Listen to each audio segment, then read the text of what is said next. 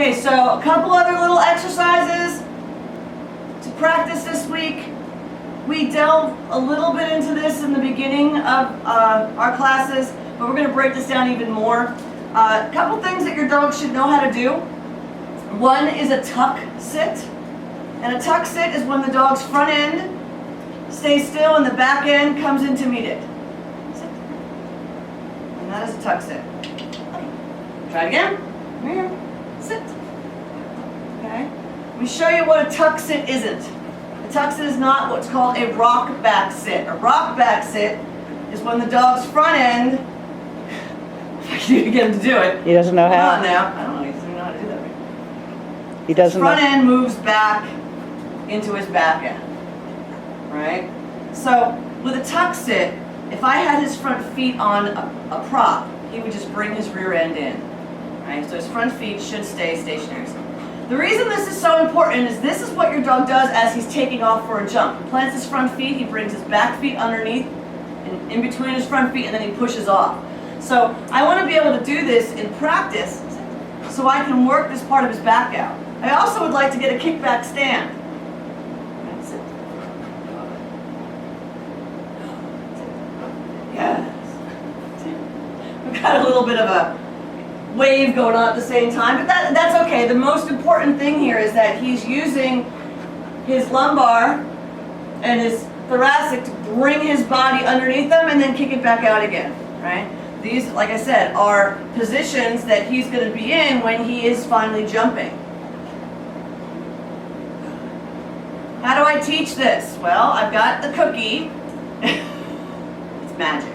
I've got the cookie in front. I'm not going to push the cookie back toward him. I'm going to bring it up and forward.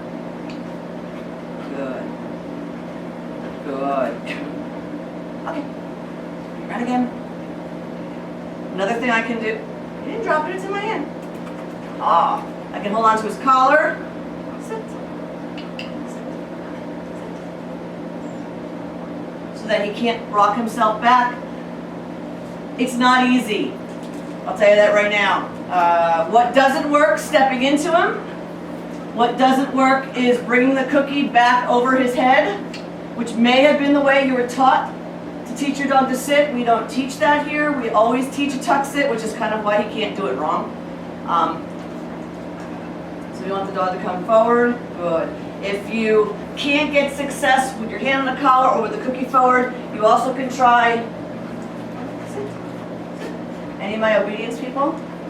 It's front, right? Fronts are always tuck sits unless they're not, and then you lose a half a point because the dog has kicked himself back too far away from you, right?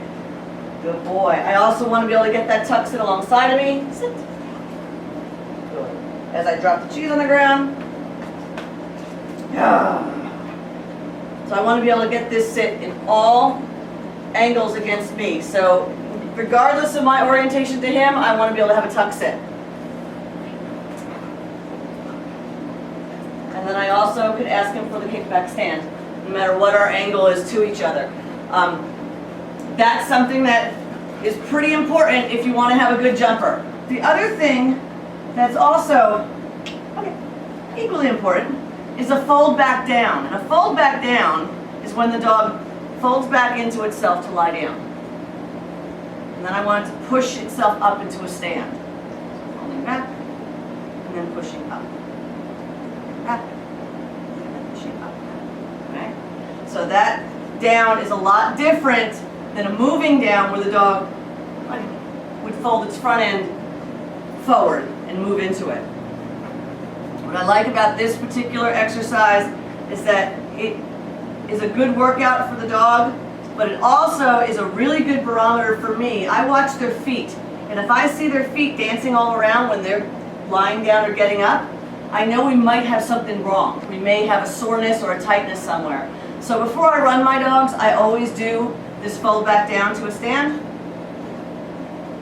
And for a puppy, this is pretty darn good.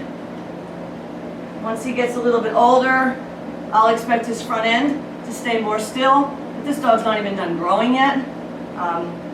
His rear end is pretty good, but his front end is really nowhere near where it's going to be when he gets all done. If you see that your dog is moving his feet all over the place, slow the process down. Get your dog standing in a really nice, comfortable stand, all limbs straight. Cookie back toward the dog and into their chest, and then back up again. Back into their chest, down. And then straight up again.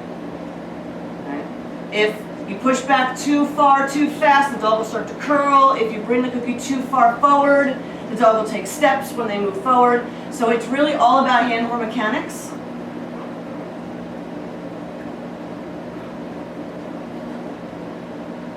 Good boy. Here's an extra.